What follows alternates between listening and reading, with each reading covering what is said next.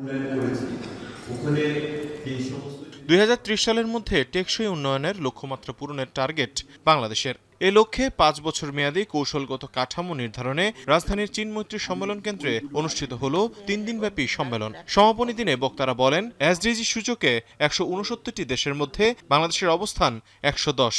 আওয়ামী সরকারের আমলে উন্নয়ন ও মেগা প্রকল্পের অতিরঞ্জিত পরিসংখ্যান দিয়ে জাতীয় প্রবৃদ্ধির সূচকে কারসাজি করাই এর প্রধান কারণ। আমরা এটা 4 বছরে করে দিব, 5 বছরের কাজ করেন কিনা নজর রাখবো। অনুষ্ঠানের সভাপতি ও সিপিডির সম্মানীয় ফেলো ডক্টর দেবপ্রিয় ভট্টাচার্য বলেন, আওয়ামী লীগ সরকারের আমলে দেশে তীব্র বৈষম্য তৈরি হয়, যেখানে প্রতি 3 জন শিক্ষিত মানুষের একজনই বেকার। তিনি আরো বলেন, পরিবর্তিত বাংলাদেশে এখন আর কারো কণ্ঠরোধের সুযোগ নেই। প্রতিদিন নজর রাখবো কি করেন না করেন। এইটা আমাদের রিফর্ম ট্র্যাকার আছে এবং এইটার ভিতরে ম্যানিফেস্টো ওয়াচ আছে এবং আপনাদের সাথে ব্যক্তিগত যোগাযোগ আছে। এইটার ভিতরে আপনারা খেয়াল রাখবেন, বাংলাদেশের মানুষের দৃষ্টি আপনাদের দিকে আছে, অনেক প্রত্যাশা নিয়ে আছে, অনেক আস্থা নিয়ে আছে, তাদের আপনারা হতাশ করবেন না। সম্মেলনে প্রধানমন্ত্রীর উপদেষ্টা মাহাদি আমিন বলেন, 16 বছরে ধ্বংসস্তূপে পরিণত হওয়া রাষ্ট্র কাঠামোর মেরামতের চেষ্টা করছে সরকার। অন্তর্ভুক্তিমূলক উন্নয়ন পরিকল্পনার অংশ হিসেবে সরকার এমপ্লয়ি এক্সচেঞ্জ চালু করতে যাচ্ছে, যেখানে চাকরি প্রত্যাশী ও চাকরিদাতার সংযোগ স্থাপন করা হবে। আমরা 16 বছরের যে ফ্যাসিবাদ ছিল, অনেকটা ধ্বংসস্তূপ, যেখানে ভেঙে পড়া রাষ্ট্র কাঠামোটাকে নতুনভাবে মেরামত করতে চাইছি। আমাদের যে নির্বাচনী ইশতেহার ছিল, নির্বাচনী পথযাত্রায় সেখানে যে প্রতিশ্রুতি, তা প্রত্যেকটাই কিন্তু অন্তর্ভুক্তি।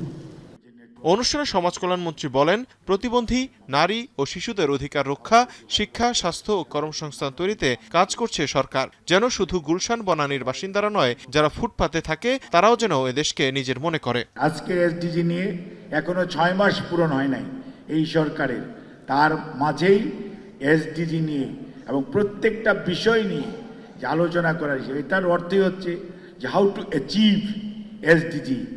সম্মেলনের সমাপনী অধিবেশনে প্রধান অতিথি হিসেবে বক্তব্য রাখেন অর্থমন্ত্রী আমির খসরু মাহমুদ চৌধুরী। দেশের অর্থনীতির বেহাল অবস্থার কথা স্বীকার করে তিনি বলেন, আর্থিক সুশাসন নিশ্চিত করতে এবারের বাজেটে অনেক উন্নয়ন প্রকল্প কমিয়ে আনা হয়েছে। বিপরীতে সমাজের পিছিয়ে পড়া জনগোষ্ঠী ও নিম্ন আয়ের মানুষকে স্বস্তি দিতে সামাজিক সুরক্ষা খাতে হাতে নেওয়া হয়েছে নতুন প্রকল্প। এই জন্য আমাদের স্লোগানটাই ছিল the democratisation of the economy,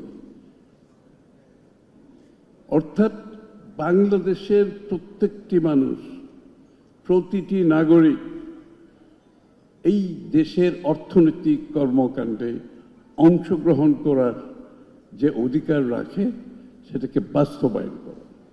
অর্থমন্ত্রী আরো বলেন, এসডিজি বাস্তবায়নে শুধু পরিকল্পনা নয়, ইতিবাচক মনস্তাত্ত্বিক পরিবর্তনও প্রয়োজন। এজন্য দেশের অর্থনীতিকে গণতান্ত্রিক ও অন্তর্ভুক্তিমূলক করতে হবে। Not only SDG, beyond SDG আমরা যেতে পারবো। তৌহিদুল তারেক, এখন ঢাকা। ওনার মানবিক আচরণের একটা